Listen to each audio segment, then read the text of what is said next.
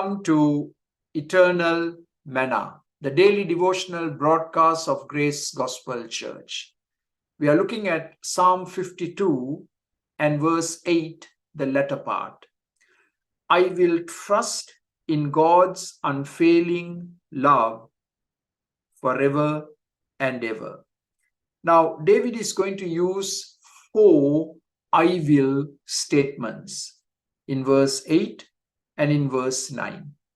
And it's good to take note of these 4 I will statements. So here we have the first one in verse 8. I will trust in God's unfailing love. I am not going to trust in riches. I am not going to trust in my weapons. I am not going to trust in man, but I am going to trust in God's unfailing love. God's love never fails, isn't it? God's love is everlasting, enduring, and it never fails. And it's very wise to trust in God's unfailing love. And then in verse 9, we read, I will praise you forever for what you have done.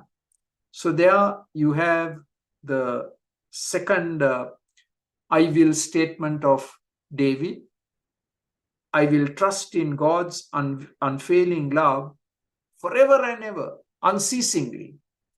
And now number 2, I will praise you forever, and he's giving the reason for all what God has done.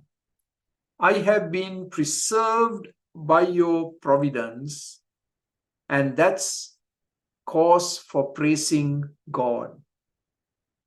David says, I have been preserved from the evil designs of Saul and from the efforts of Doeg to betray him.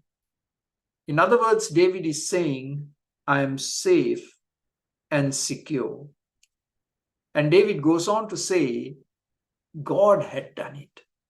It is God who acted in David's best interests. Psalm 22 verse 31 we read, you have done it.